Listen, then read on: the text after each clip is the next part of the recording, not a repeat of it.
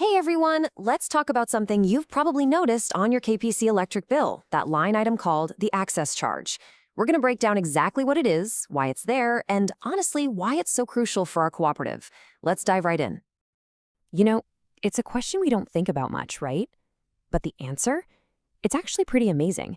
It's not just about making the electricity.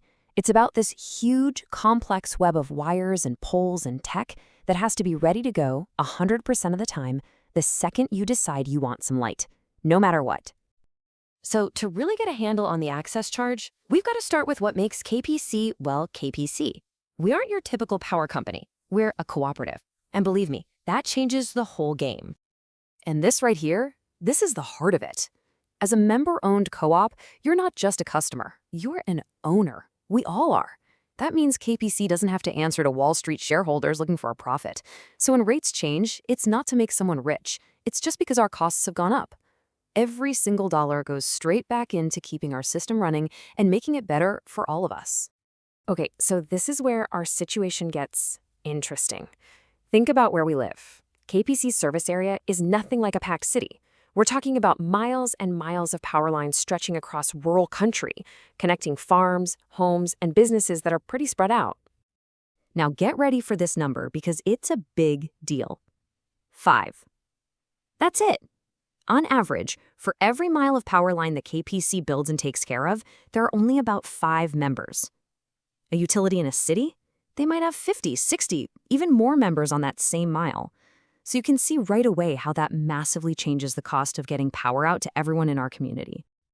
So the big question is, how do you cover those costs fairly? Well, it all boils down to 2 different kinds of costs, what we call fixed and variable. Okay, let's break this down. On one side, you've got your fixed costs. Think of this as the price of admission. It's the poles, the wires, the transformers, the trucks our crews drive, all the stuff that has to be there 24/7 just to have a grid. Those costs exist whether a single light is turned on or not. Then, on the other side, you have variable costs. This is the simple part. It's the actual electricity you use. The more you flip on the switches, the higher this cost is. It's measured in what we call kilowatt hours, or kWh for short. The real puzzle is figuring out how to pay for all those fixed costs, the poles and wires, in a way that's fair to every single member. And that, right there, is the entire reason the access charge exists. So let's be super clear about this. The access charge is a flat, predictable monthly charge. Its one and only job is to cover those fixed costs of maintaining the grid. It's not some hidden fee, it's not a tax, it is simply our way, as owners, of chipping in together to pay for the massive system we all depend on. All right, so the natural next question is, what's it actually paying for? Where does the money go? Let's get into the specifics. That access charge is constantly at work. It's paying for the actual nuts and bolts of the grid. The poles, the wires, the transformers, the meter on the side of your house. It also covers the big stuff, like the substations and the bucket trucks our crews need to get the lights back on after a storm. Plus, it covers the basics like billing systems that keep everything humming along. This is probably the best way to think about it. It's basically like a subscription fee. Like Netflix or your gym membership. You pay that monthly fee for access to the whole service, right? It doesn't matter if you watch one show or binge watch an entire season. The access charge is your subscription to have power ready and waiting for you 24/7. And that's exactly why you see that charge even if you go away for a month and don't use a single kilowatt hour of electricity. Just like your Netflix subscription doesn't pause when you're not watching, our grid doesn't disappear. KPC still has to maintain all those poles and wires right up to your house, so the power is there, ready and waiting the instant you walk back in the door. It's a readiness to serve charge. Okay, so this isn't just about accounting. It's really about 2 big things: fairness and making sure our co-op is sustainable for the long haul. But you might be thinking, why do it this way? Why not just roll all these costs into the price per kilowatt hour? It's a totally fair question, and we get asked that a lot. And the answer really comes down to fairness. If we buried all those fixed grid costs into the energy rate, it would mean that members who use a lot of electricity would end up paying way more than their fair share of the poles and wires. It would be like they're subsidizing everyone else. The access charge keeps it fair. It separates those grid costs so that every member pays their equal portion for having access to the grid we all share.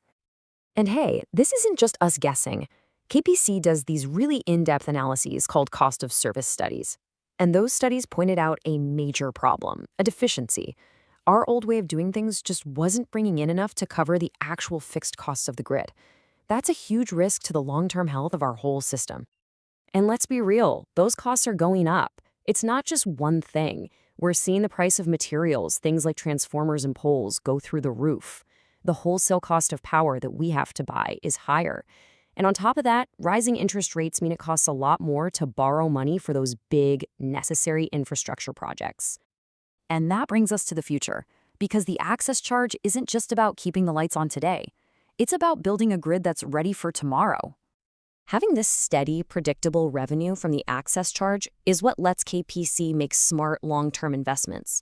We're talking about modernizing the grid, beefing up our cybersecurity to protect against threats, and building a stronger, more resilient system that can handle whatever Mother Nature throws at us. And a perfect real-world example of this is how KPC now installs most of our new lines underground. Yeah, it's a bigger investment up front, but think about it. It protects those lines from ice storms, high winds, and falling trees. That means fewer outages and a much more reliable grid for years to come. That's building for the future. So, when you see that access charge on your bill, I hope you see it a little differently now. It's not just another fee. It's our collective investment in a safe, reliable, and resilient grid that we all own together. It's about being fair to every member today while building a stronger cooperative for tomorrow. Which kind of makes you wonder, what does a future-ready community really look like to you? Thanks so much for tuning in.